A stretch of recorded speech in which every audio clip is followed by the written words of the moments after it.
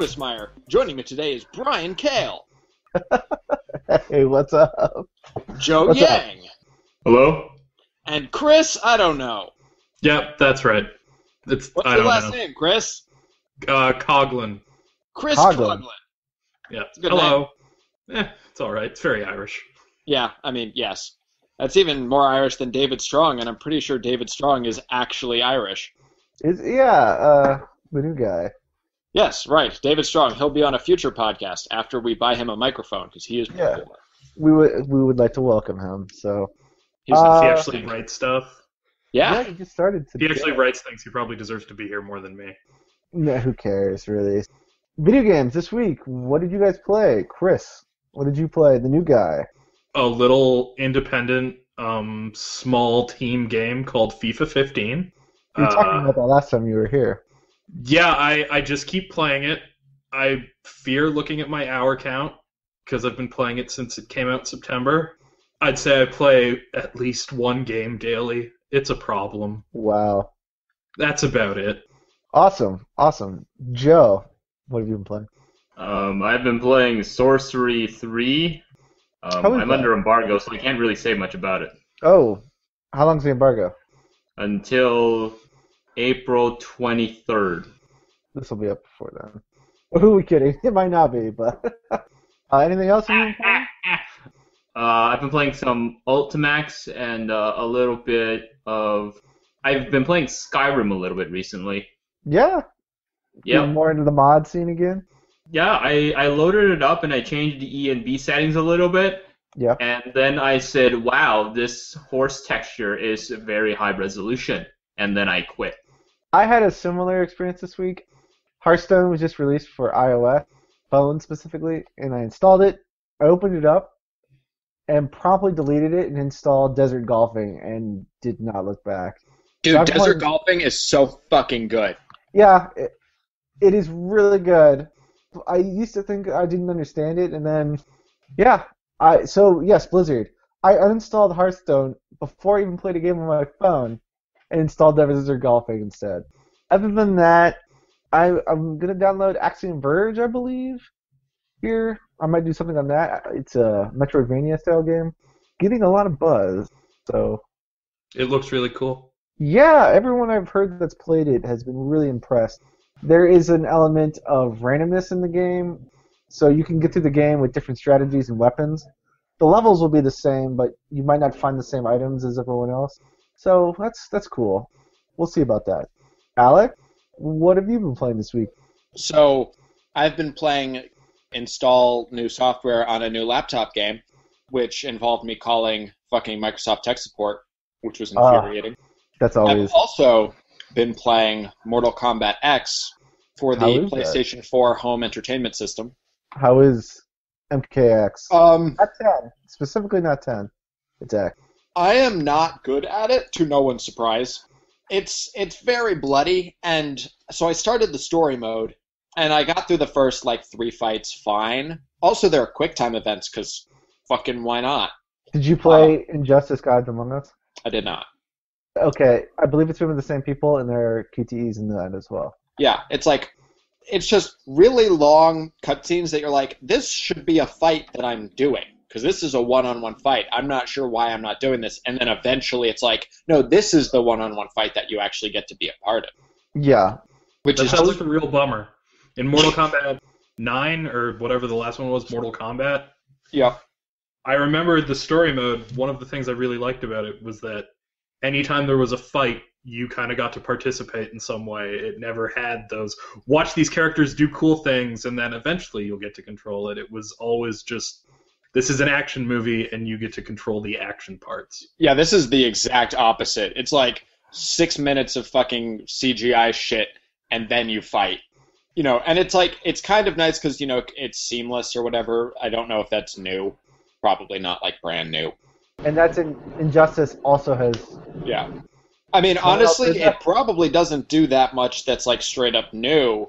But as someone who I'm pretty sure I played the arcade Mortal Kombat a decade and a half ago, and I don't think I've actually played a Mortal Kombat game since. I've just, watched videos. And so seeing Like, seeing the fatalities happen is interesting. They're pretty hardcore. I've seen, from what I understand, Mortal Kombat hit kind of a boring lull over the last decade, and the last one, Mortal Kombat 9, which was just Mortal Kombat, was a breath of fresh air. Correct me if I'm wrong, Chris, because it sounds like you played that as well. It was essentially the first 3 Mortal Kombat games, kind of given the J.J. Abrams Star Trek treatment. Yeah. So they just kind of sort of reset the storyline, went back to all the old stuff. It was fun. The fatalities kind of struck a good balance between horrifying gore porn and kind of ludicrous Mortal Kombat. This is kind of funny stuff. I've looked at the new fatalities. Some of them I think go way too far. A few of them still kind of have a bit of humor to them. They're fucked up. Like, this article that I'm writing about it, not for Pause and Select, the way I'm writing it, I don't know that it will end up posting this way, is like description of a fatality stuff, description of a fatality stuff, but like framing it just around like these descriptions of these like really, really fucked up things that are happening. I haven't even seen like the second level shit. You get like these tokens that you can unlock easily, like the hardcore ones, and so I'm just going to do that for 3 of them sort of arbitrarily. Cassie Cage's is slightly funny. What happens is she pulls out her gun, shoots out the dude's kneecaps, then shoots him in the forehead, and then he starts spraying blood everywhere and it gets all over her, her ample bosom. And then she's chewing gum because that's what she does. She takes it out, plugs the hole in the dude's head with it, and then he falls over and then, wins. That's kind of funny. Which is funny. Her second one is even better.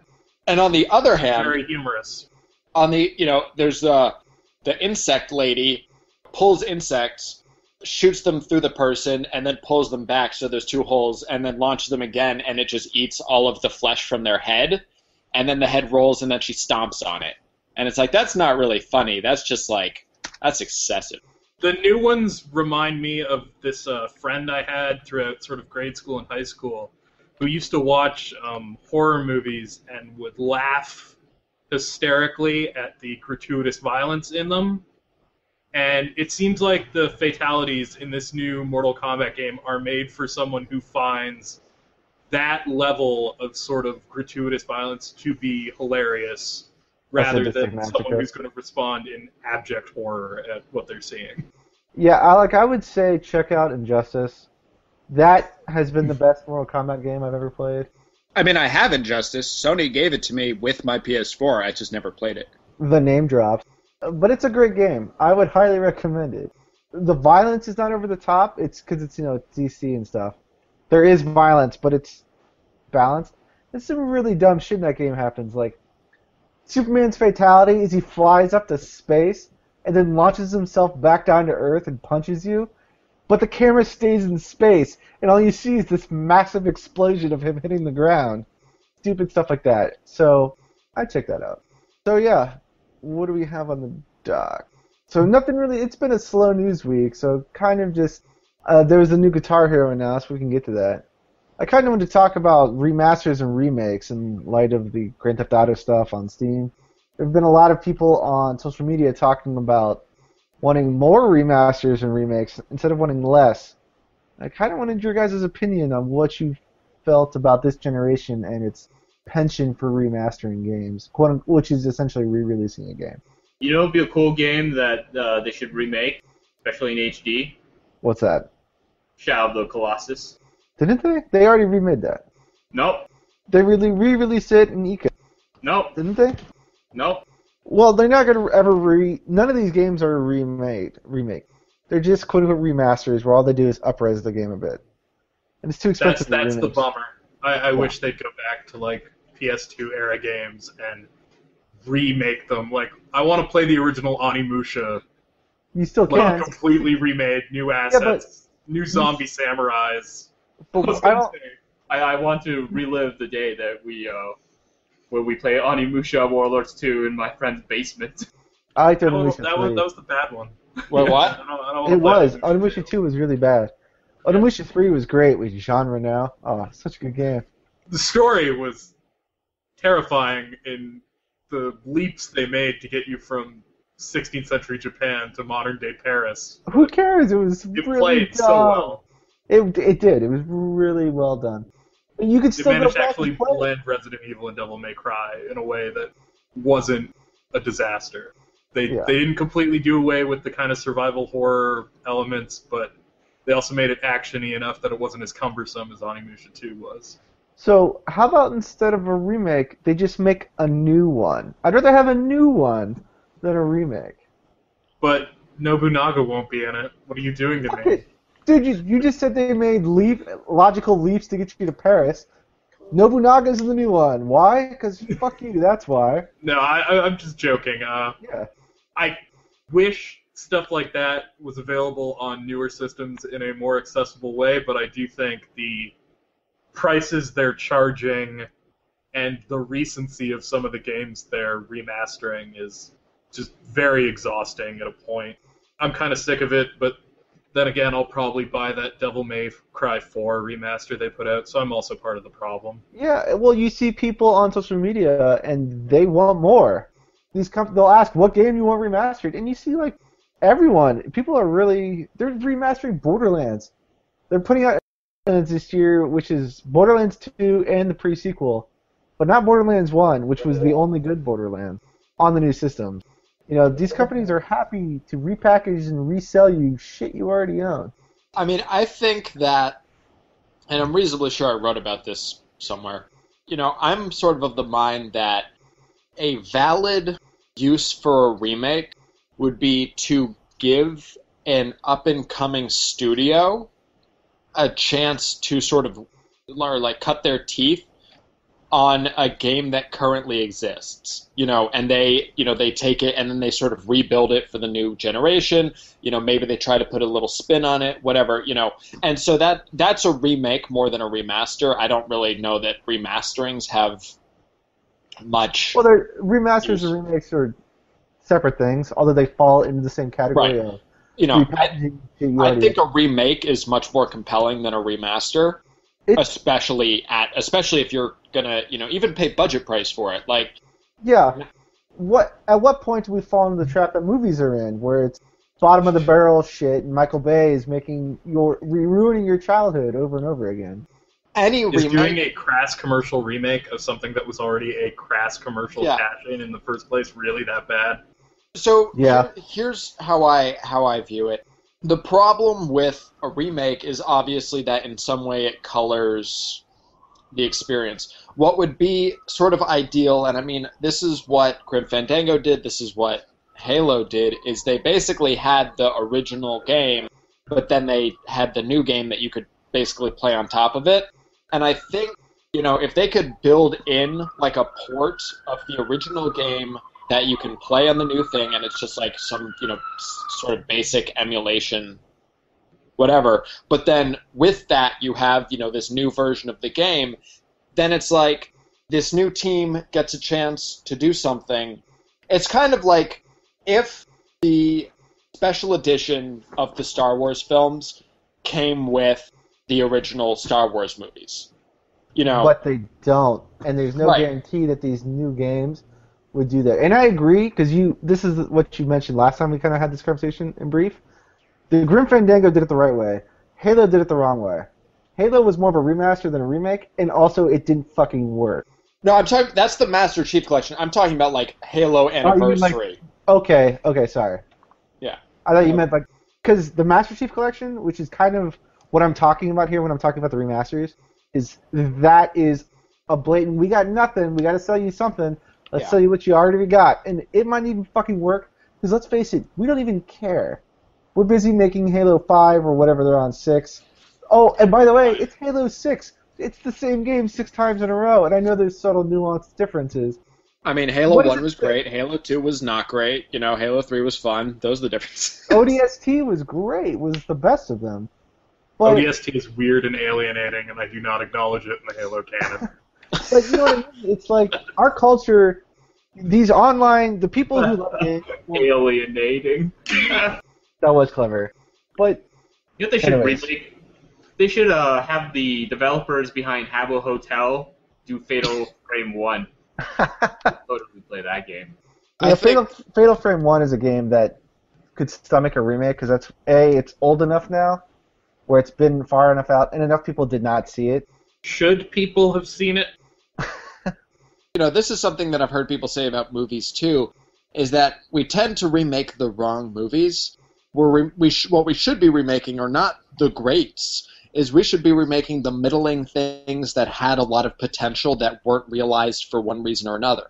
Because the director of Prom Night, I'm sure, appreciates your evaluation of his film. I think a remake of something like that is perfectly fine. You take like a B game from fucking the early 2000s or whatever, like a game that no one remembers because Lyco Sure. Slave Zero from the Sega Dreamcast, like whatever.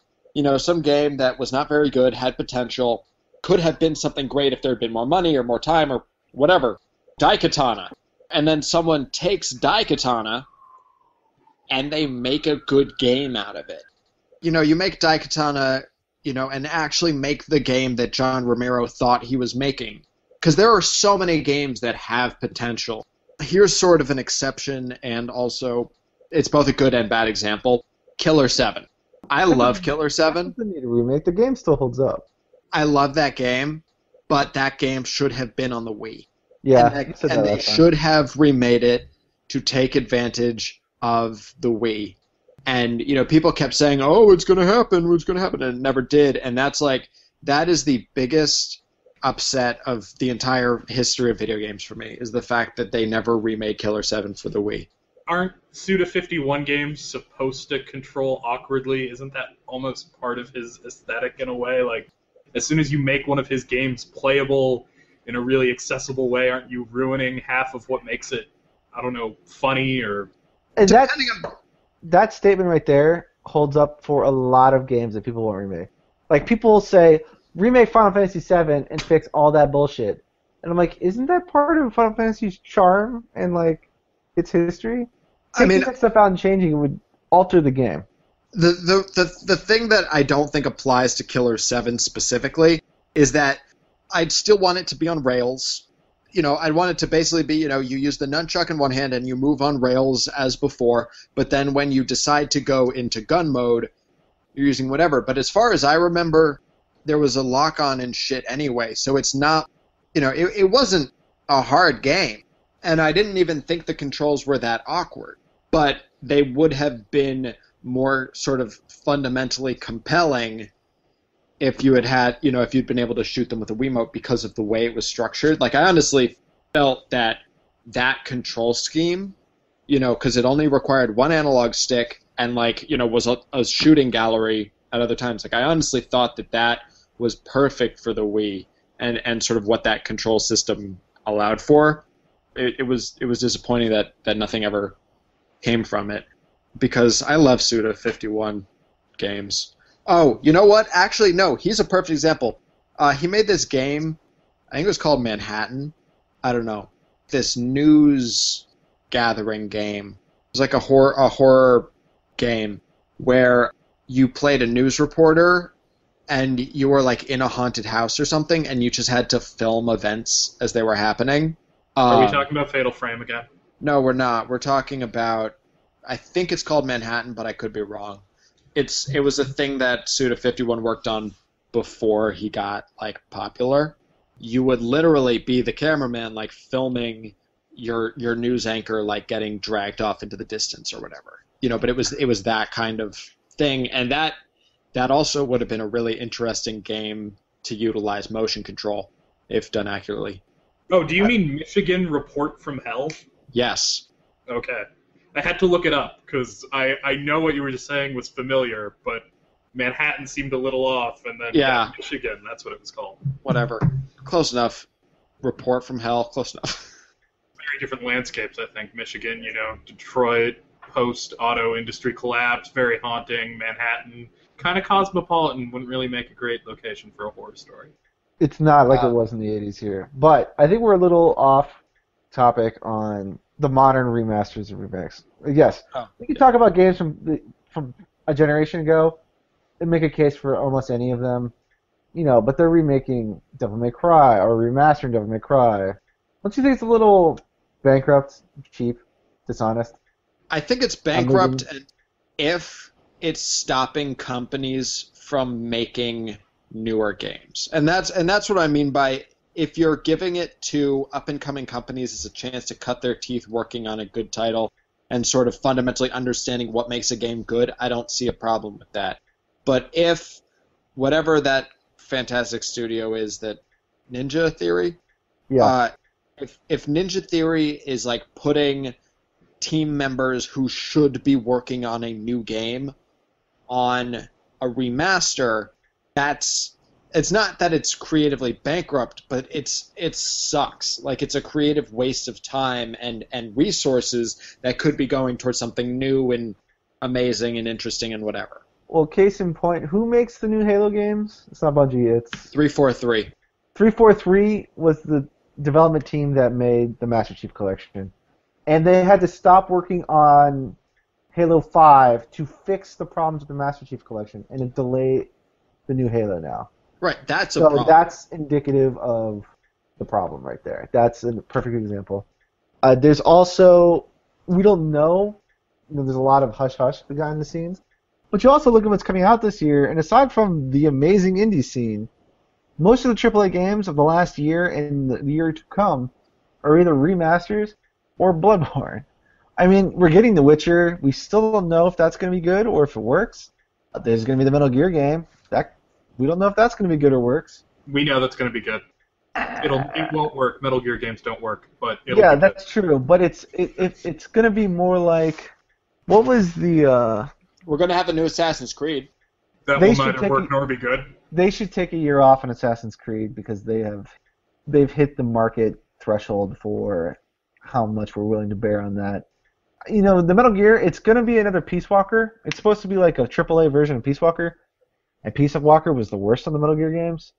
So I worry that this game will suffer from a lack of focus, direction, and emphasis. Like, there's no urgency. It's still there. It'll be fine. Yeah, but Kojima's gone. They've taken his name off the website. He's still there. He's finishing this game. Then he's gone. He's finishing MGS5, and then he's gone. His name is off of Silent Hills, though. I would say, well, Silent Hill's not going to get made.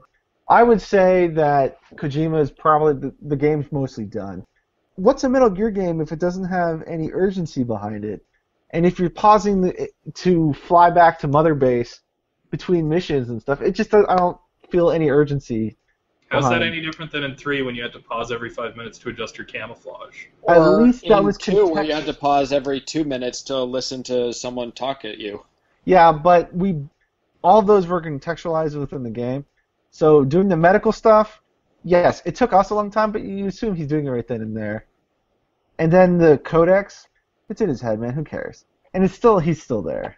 I don't know. I think if this game fits into the Metal Gear timeline about the founding of an independent mercenary nation, I think there's tons of contextualization for why you need to go back to your base and why you need to check in and stuff like that. It is about that, but I think part of the reason why I like the first 3 Metal Gears is you have 48 hours to stop someone from blowing up a major American city or whatever, and that urgency... But that's not what those games are really about in the end. They're about ludicrous Japanese plots and amazing set pieces, and hopefully this game has some good ones. I don't know. It has a giant flaming whale. It's going to be great. Urgency in games is sort of an interesting thing. Alan Wake, I love that game for a lot of reasons. There's but one of the things that's weird about it is the way it uses collectibles, because the narrative is trying to propel you forward, but then the collectibles are being like, no, check under that tree for a coffee mug. There's this sequence near the end of the game. There's a helicopter flying overhead, and you're supposed to be basically following the helicopter. And during this sequence that is supposed to be very tense, you go into a cabin, and there's a television show. And, these television shows are around the time, and, they're great. It's like Twilight Zone or whatever. And so you watch it, and you're watching it, and you're just hearing the whoop, whoop, whoop, whoop, whoop, whoop, whoop, whoop, whoop over your head, and they're like, hey, Alan, hey, what you doing in there? I'm watching the best part of this game, which is these TV shows. that makes no fucking sense. Like, that's ludonarrative dissonance right there. Is like, the game is basically stopping, but like it's still sort of going on. It's a really bizarre moment that totally breaks the narrative in a really unfortunate way, because I think that game, for the most part, tells a really cool story. The problem with that is, the game feels urgent until suddenly you realize, oh, I can watch a television show and the game's just going to wait. That was part of my problem with Grand Theft Auto 5. Yeah. It was like they tried to infer that there was some urgency behind, oh, the cops are coming, the FBI is chasing you. Oh, but, you know what, just go fucking dick around in San Andreas for God knows how long. Oh, you didn't have to beat the game. Fallout 3 suffers from this as well. I mean, all open world games suffer from it because you can choose what to do. A linear game, you can technically choose to stop playing, but like, there's only so much you can do. Valve games have a really good sense of pacing, in part because of urgency, but also because there's just, you follow that path and there's nothing the fuck else to do. And that comes back to why the new Metal Gear will suck. Because the other Metal Gears were linear paths with a little deviation, but for the most part you were following a set path by Hideo Kojima. You were following his story at his pace, and now you're not. Now you're following his story at your pace, and that's not what I want from Metal Gear. I want that tight-knit narrative at my own pace, at his pacing.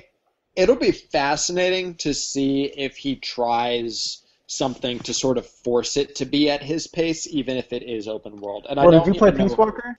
No. Because Peace Walker, this game is literally Peace Walker AAA. And in Peace Walker, it's the same thing where he does try. You go into Cuba, you fly out of base, and it's like, oh my god, we have to stop the Russians, they have a nuke. You fly to and from base, and it's just kind of I stopped playing Peace Walker. It broke the game for me. It just, and I worry that will happen here. I hope that he is somehow, because as I just said, I want to play the games for his style of storytelling, and if I'm able to choose to ignore his story for a while, to go dig off in this amazing open world, that might happen. Because I didn't finish Grand Theft Auto, and I never really finished Bethesda games. I've only finished like Skyrim once, and I put 300 hours in that game. Because the world is so big, fuck your story, I'm going to go over here and dick off with pirates. I think as a numbered Metal Gear, you'll definitely be able to just do the story straightforward if that's what you want to do. I'm not worried about the game. I think there'll be enough Metal Gear there that it's a worthwhile experience. It has to be about compelling you to do it. You can't just go in and be like, I want to see the story. The game has to be like, you want to see the story. The game has to be the reason you do it. It can't rely on you, the player, to decide that that's what you're going to do. The game has to be compelling in and of itself. And that's partially the reason why Assassin's Creed games have been pretty bad, is they never give you anything compelling to play through the main plot. It's like, ooh, I'm going to go to this quest marker. Ooh, I'm going to go to this quest marker. And then, like, you see a main plot come up, and you're like, I guess I'll get it because I'm here. You don't really care. And I know there's going to be better storytelling in Metal Gear. It's the allure of the open world might be too great, if that makes sense. Unless it's a shoddily made open world. And that's the other question, is like, is it an open world just to be an open world?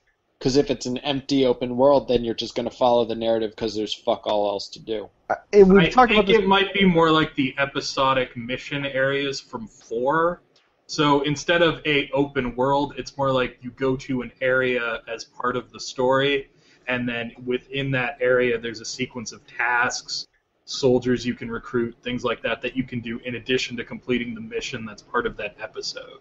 Then that's a whole other story. And we've kind of talked about this problem with Zelda, where Nintendo didn't know how to make an open world Zelda. And maybe Hideo Kojima is the same way. Open world games are not really Japan's bag. Nope. Although but Monster Hunter games are, and I'm sure the similarities will be there. But those are apples and horses and shit in the new Zelda. It's going to be the best game ever. I hope so. I'm also worried about in the new Metal Gear, because you can attach the gun that shoots the balloon onto things and it gets picked up by the dropship. You can apparently do that to like everything in the game. And I know me. I'm going to fucking do that to everything I see all the time. Yeah, you'll have a sweet mother base because I'll of have it. a I don't see the sweet-ass problem mother base. here. We'll I mean, see. it's really hard, like sort of sight unseen to know, what it's going to be and how much of it will be cutscene driven and how much of it will be not. Because I mean, the thing about Peace Walker is, it was set up to be episodic because it was a mobile game, and people play mobile games for 15 minutes and then they turn them off.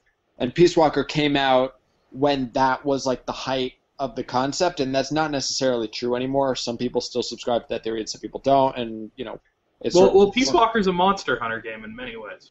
Very similar. Yeah, and so and that's the question is, now that sort of Peace Walker is being put to the console audience, which doesn't need to take breaks every 15 minutes, and in fact won't be taking breaks every 15 minutes, are they going to do something with the narrative to sort of expand on that? Is he going to be going back to the base constantly, or is it like, he does a day's worth of important shit, and then after the important shit's done, then he goes back to the base, job well done? So from what I've seen, because they've done like hour-long demos of this game already, every time you like complete a mission objective or any objective, you have the option to go back to base. So it's like, oh, I'm flying into Africa, because the game takes place in Africa, India, and somewhere else, and Mother Base. You have to fly, because Mother Base is in the Indian Ocean. You fly into Africa in the helicopter, and you can literally sit there and watch the helicopter ride or push a button to skip it. And you land in the drop zone, you go do your mission, and you have to call the helicopter. I don't know. I worry that it's trying to be an open world Metal Gear game, because that's what it's being billed as. Far Cry barely pulls that off, and they only just now got that formula down. I mean, or Far Cry 2 is the best game ever made, depends on who you talk to. It is so bad. So bad. I've been meaning to try it, so I don't have a firm opinion on Far Cry 2. It seems really interesting, but slightly broken. So. Yes, that's an apt description of that game. But so yeah, those are the only games I have to look forward this year. Or The Witcher is a question mark, and Metal Gear Phantom Pain ? Everything else got pushed back again, so now they have to bring in remasters. Final Fantasy got pushed back. That's a whole shitstorm. Yep. So how about that? Alec on here has the new Guitar Hero. He wanted to talk about that. You guys want to talk about the Guitar Hero? Guitar Hero? Yeah? Guitar Hero? The Guitar Hero's Is this Harmonix making Guitar Hero? Whoa! Oh, sweet. Real actors in Guitar Hero. I'm writing another thing for Unwinnable. I am very excited for real actors in Guitar Hero. Why are you excited about real actors? I don't know. I mean, like, I'm very excited. I hope, they have, say, Philip Seymour Hoffman playing a Telecaster, or, I don't know, maybe Brittany Murphy. Heath Ledger, cameo appearances. Bernie Mac. You know what it's really going to be? It's going to be fucking Troy Baker. Troy Baker is going to play all the members of the band. Bernie Mac? Oh my god, that would be amazing. Yes, it's going to be amazing range if he can pull that off. Or Brittany Murphy. What's going to be really interesting is to see what the new Rock Band looks like, because the new Guitar Hero is like, the controller is different and is attempting to look more like frets. Have they announced a new Rock Band? Because from what I understand, the people who make Rock Band are also the people who make Guitar Hero now. No, they're not. No, that switch happened a while ago, and Guitar Hero never went back to Harmonix. Okay. So who's making the new Guitar Hero, and did Harmonix announce a Rock Band? I mean, so they didn't say, hey, Rock Band 5 is coming or Rock Band 4 is coming, but they did say Rock Band will return in 2015. Awesome. As a free-to-play game. That would not shock me. That's false. Honestly, that wouldn't even bother me. Because I put hundreds of dollars into Rock Band. I have like 500 songs. As long as that shit transfers... That would be such a legal nightmare talking... They've actually already said that they're working on it. Okay. I mean, they said, because that's what they said. They said it's returning and that most of your music will be transferable. I hope that holds up, because that would be great. I hope there's an online element, because a lot of us aren't in college anymore. We don't have some dorm room to go hang out with 4 people to play Rock Band. Are any of us in college anymore? No, and that's when these games were popular, was when we were in college. I played them in high school, but like that's not. Okay, well, I'm a little older, you fucking rugrat, but You're so fucking old. you know what I mean? Like, I hope there's an element to where I could set up a drum kit in my house and queue up online with 3 other dudes and play an online Rock Band with you guys. You know, that would be the only reason.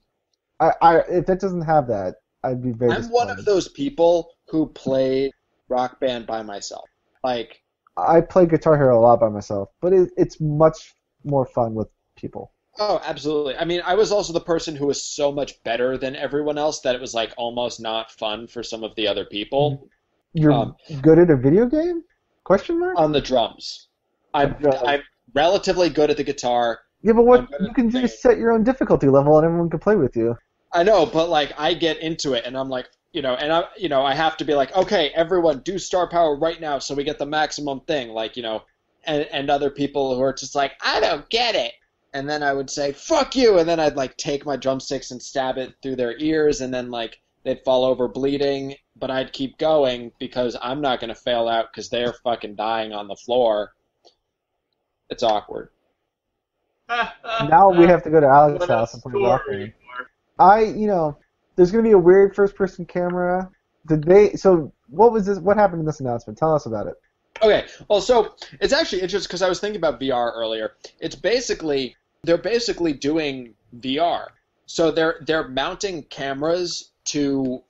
So there might be an stars, Oculus. or like to someone playing music, and then behind the new track, which is slightly more guitar-ish than the old one, you see from the first person a person jamming out and shit, and then you see the audience, and it's all real people, like it's video of real people, but they have like they've recorded like the video happening X number of times so that like at any given point you can start fucking up, and then it seamlessly transitions to the video where he's fucking up, and the audience is like, I hate you. You know what's funny about this, though? What? So the original guitar had the buttons up and down the guitar, like not dramatically, but enough to where you had to move your hands. And I saw this announcement, and I saw the new guitar, and they said, we're going to have 6 new buttons, but they're all going to be at the top of the guitar. So now people will no longer have to move their hands up and down the guitar. And then I went, already the complaint about that game is it's less like a guitar than it is a game. Now you're never even gonna have to move your hands to play this game. All 6 buttons are gonna be at the top. But the way the buttons are placed is they're like next to each other or whatever, so it is actually more like playing. I understand that. You know. The fact that you don't have to move your hands, that's a little. You never had to move your hands for the other ones. There was like the solo shit that happened below, but that was always like optional. And I mean, in Rock Band, it was the case where during a solo you didn't have to strum if you were playing on those on the solo buttons. Guitar Hero 3 or 4 or whatever did like the slide thing, which conceptually was the same idea, although I don't know that it worked as one practice. I think it was Guitar Hero 4. I have a Guitar Hero 4 controller that I use to play Rock Band because the action on the thing was better, which says a lot about how intensely I took Rock Band. I want to know if they're going to make DJ Hero 3 now. They won't. I know. It'd be super interesting if Guitar Hero 6 or whatever had like had just like it all. Like there was like a $400 version that was just all of the things. Yeah, I would. Yeah, six instruments. I'd be down. I hope they bring Wonderwall. Wonderwall? That's what you want? I have Wonderwall on Rock Band, I'm pretty sure. Isn't that more of a vocal song? Don't you want to sing Wonderwall and not play it on guitar? Nope. I'd want to play it on a fucking DJ spinner thing. I hope there's When's the beat gonna drop? I get to play Wonderwall. Wonderwall. I want my Wonderwall and Waterfalls by TLC sort of remix. Not Scrubs? Yeah. Alright, let's move this popsicle stand. Does anyone care? Game of Thrones and Daredevil were last week. Daredevil is fucking amazing. Everyone should watch it. Yeah, I want to watch it. I've heard that the one-take fight scene at the end of the second episode is really cool. Holy crap, dude. It is incredible. I was watching it and I wanted to call you almost. It was Yeah. that crazy. So this movie has a lot of inspirations from. I almost feel like The Raid and Drive. The way shots are set up. Oh, that's. You just sold me on it. The problem is I don't fucking have time to watch it. You watched iZombie and you watch Kimmy Schmidt. You can catch it in. Like there are long I watched extended Kimmy shots Schmidt in this. while I was still fucking unemployed. Like, Yeah. I would recommend it. Daredevil is the best Marvel media product out right now. I believe that. Probably better than Guardians. It is definitely rated R, and the fight scenes are so Alec. Yeah. They are long. I'm really curious. Go watch one of the fight scenes online. Like they're really well choreographed. That specific one you're talking about is like a raid fight, where there's fighting. Like the camera stays in the hallway, and he goes in rooms to beat people up, and the camera just stays in the hallway, and you hear people fucking getting beaten up, and they fly out. Then he comes back in the hallway and fights people. Then he goes in another room, and the camera just stays there. And it's that sounds less like a fight from the Raid would be like the camera jumps through. I know the that window. was more Drive. Yes. But there are inspirations from the Raid and inspirations from Drive in there. Drive in so much as long, eerie camera shots and angles with little sound, and the camera just slowly panning. Very impressive. Dude, and then Game of Thrones. I love me some Drive. I don't give a fuck about Game of Thrones. Yeah, it's back. What about you two up in the Great White North? I've only Winter been is watching Friends. That's the only show that matters. I'll be there for you. Yeah, it's rewatching Friends has been a ride. Oh, I'm excited that Veep and Silicon Valley are back, which are HBO shows that matter to me more than Game of Thrones. I really need to start watching Silicon Valley. I hear positive things. So I here's didn't something think it was any good. I liked the first season. I thought it was funny. Critics really liked the start of the second season, but I listened to a tech podcast. People who report on Silicon Valley, that's all they do. They hate the show. They think it's fucking terrible. Because it's just like a total failure as a parody of what Silicon Valley is. And so people who don't know anything about what Silicon Valley is find it a lot more compelling than people who do. Like, not even people who live there and are like, oh, that's not funny that they're making fun of me. But it's just like they fundamentally don't get what makes Silicon Valley tick. And so the things that they're making jokes about is like they're going after low-hanging fruit that's on a different tree. Which doesn't mean it's not funny, but I found it really interesting because like I was listening to this podcast, from Pando, and they were just like, wow, I fucking hated that show. And I was like, oh, damn. AV Club liked it. Oh, they'll like anything these days, except for Revenge, the only show that matters. I just looked on Eurogamer right now. It says the new Guitar Hero will not have backwards compatibility as they are rebooting the series. It is questionable whether or not the games will work on the new guitar. Fuck it. I mean, they're dead. Rock Band has backwards compatibility. Guitar Hero doesn't. Fuck it. But isn't Guitar Hero more of a new game? Yeah, it's a completely new game, and I'm actually different. So I'm looking at the screenshots, and it is live people, and just the way the guitar looks, like the thing you play looks completely different. Not the actual peripheral. I'm talking about the in-game guitar. Yeah, looks really different. Yeah, no, it's more like frets. I was telling you, I know what it looks like. Yeah, but the fact that like they should kind of name it something else then. Yeah, okay, so here it is. It's not 2010 anymore. There are not many games out there that will let you use stuff you bought 5 years ago on their newer versions of the game. The difference with this is it's a completely different game gameplay-wise. So quite simply, the DLC you bought back in 2010 will not work on the new game. The guitar is different, the game is different, and the way we present the game, the way we present it, which is the game, is different. Guitar Hero Live will be a completely new game, and wanted to make sure we give you something new to learn and enjoy. It's got new gameplay, new peripheral, and you'll be starting over from the beginning.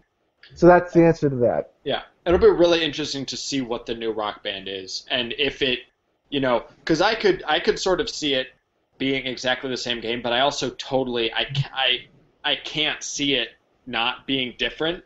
But, like, because of the way, the Rock Band network worked and thing, like, I could imagine that they've been working on some system that will sort of like jam whatever, jam the square peg that is everything that is happening, everything that used to happen into the square hole that is like the new system, and just like they'll just make it work.